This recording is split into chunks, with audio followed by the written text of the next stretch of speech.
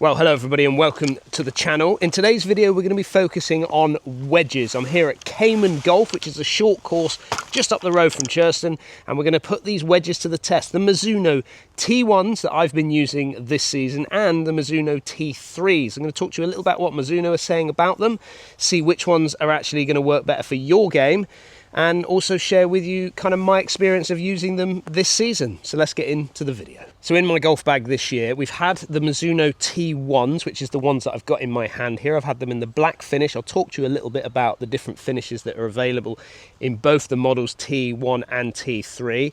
I've also been using the S3 irons out on the golf course as well. I wanted to kind of try and get that blend between the Mizuno irons into the Mizuno wedges and see how they perform. And it's been really interesting, the feedback that I've been getting on the golf course. So what is the big difference between the T3s, which is this one, and the T1s, which is the iron or wedge that I've been using this year? And you can pretty much see it as soon as you look at these wedges. We've got the T3 wedge, which is kind of, well, it has a little bit of a cavity back kind of look to it, so it's been sort of carved away just on the back edge here, and then that perimeter weighting has then been added to, because ultimately more weight saved there would be able to put it around the edge of the club. Then when we look at the T1 wedges, which is a little bit more of a traditional kind of looking wedge, the type of wedge that you're going to find in majority of tour bags out there. And this one is very much looking like more of a blade. It gives the companies the opportunity to be able to maneuver weight into the position that gives the optimal flight that those tour players are looking for.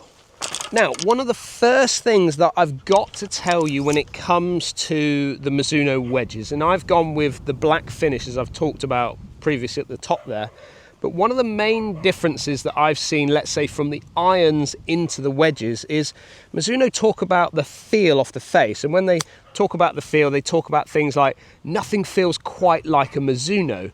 But the big difference that I've noticed when it comes to going from the S3 irons that I've been loving this year to now the T1 wedge is that I definitely get a sense of a soft feel off the irons. But when I move into the wedges, I get more of a firmer feel.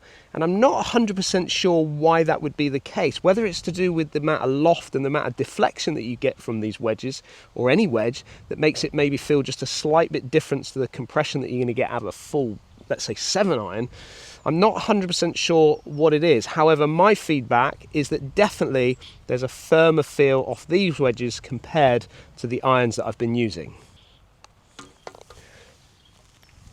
Now, the tech from Mizuno for both of these wedges, the T3 and the T1, is it's offering us a quad cut plus groove with a hydroflow micro groove. And the idea of it is when you move into, let's say, more lofted wedges, they want to get maximum spin around the greens, maximum control around the greens. And then when you move into, let's say, the sort of pitching wedge or the gap wedges, they want to see consistent spin around the greens. And ultimately, when it comes to spin control, that's what we're looking for. There's nothing better, is there, to see a wedge shot that goes up onto the green, spins up or stops dead, or even zaps back on certain greens out there. And I feel like Mizuno, when it comes to their setup and the ones that I've been using this season, I've been seeing a great amount of control. Not necessarily talking about backing wedges up, but ultimately getting consistency with every strike, not just from the rough, but also from the fairway as well. And that's really, really important for shooting lower scores. Now, to be honest with you, before I got onto this little short course here today, I've never actually hit the T3 wedges. Profile-wise, I'm definitely getting the sense that these are a little bit bigger in the profile in comparison to what I'm getting out of my T1s, but that's probably to be expected. A little bit of cavity back, giving those players a little bit more confidence. Something bigger definitely gives me the sense of more confidence. And I'm just going to try and get a sense of what these T3 wedges kind of feel like. I'm literally taking the wrapper off as we go. But I just want to get the sense of, are we feeling something a little bit different from the T3s to the T1s? And, I mean, that felt pretty good, to be fair. That felt pretty good. The first one off the mat there with the 48 that I hit down there, that didn't necessarily feel a great deal difference to what I would get with my sort of 46 or 50 degree wedge. But that one there, that 56, just felt closer to my S3 irons. Now, probably the most important aspect when it comes to a wedge, and this is where you need to go and get fit to get the right wedge for your game and your environment, is the sole of the club. Now, when it comes to the T3 wedge, they're offering us 3 different sole options, but in the T1 wedge, they're offering us 6 different sole options. I thought that this might be more about bounce options and saying that maybe there's a higher bounce option in the T3 and then offering us more lower bounce options in the T1.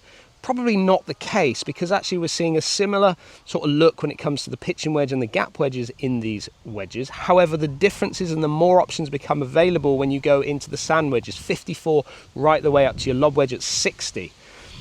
Mizuno focusing probably on the better player, going to be looking at the T1 wedge. More experienced golfers, they're thinking that maybe they need more feel or more versatility around the greens, which is why we're getting a different option available when it comes to the T1 wedge. Having that versatility, really important to enhance your short game, getting up and down from those tricky environments. Now, you probably want to know, why have I gone into these wedges for this year? Well, I talked about the fact that I've gone into the irons and I wanted to get that blend into the wedges, probably getting a similar feel. Not obviously got that feel from the difference between wedges to irons, but what I love is this kind of teardrop shape that you've got with these particular wedges. From a profile point of view, if you look at the difference between, let's say, the lob wedge, which is my 56 and 60 degree wedges, my sand wedge and lob wedge, I'm getting more of a rounded edge, leading edge, as we sort of get up behind that ball. And that gives me the option to be able to open up the club face and close it down. Whereas when we move into my gap wedge and my pitching wedge, because I use a 46 to blend into my irons, so I don't use a pitching wedge from the set, I like to use the kind of specialist wedge, we're seeing definitely more of a sort of a flatter leading edge, which means that when I set up behind the ball, I'm not necessarily using these clubs to sort of open up and close down. I'm just focusing very much on straight, full shots with them. So it enables me to be able to line up really quite easily. The worst thing that can happen is if you start getting a club face that's a little bit too square and you start opening up, it feels like it's pointing in the wrong direction. Whereas when you have that little bit more roundness on the front edge with those sand wedges and lob wedges, as you open it up, it still feels like it's aiming in the direction that you're trying to get it to go. So that's the reason why I kind of went into these particular wedges, and I went for the black finish because I don't want the glare from the sun, which you can get on more of a satin kind of finish with these wedges. So all in all, am I happy with them? I'm really happy with them. They performed really quite nicely for me this year. And when it comes to the different finishes available with these wedges, we're getting a slight difference here as well. The T1 offering 3 finishes. We've got the black finish that I've gone for. We've also got the blue finish, the blue ion finish, which is kind of like more traditional Mizuno.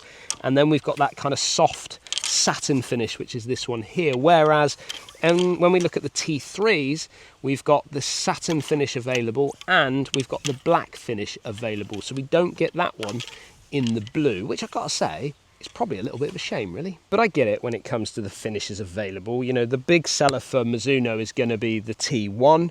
Therefore, making more of this sort of blue finish is going to be really easy for them to be able to sell on, whereas maybe in the T3s, maybe not selling quite as many wedges, so therefore don't need as many options available. So all in all, I am impressed with these wedges. I wouldn't continue using them if I wasn't impressed with them. And I really like the kind of cavity back option that is available in the T3 wedges as well. I think that cavity back is just going to give a little bit of more confidence for those players that, let's say, only play a little bit of golf and want something that is sort of looks like a proper wedge, but also performs with a little bit more help with that perimeter weighting.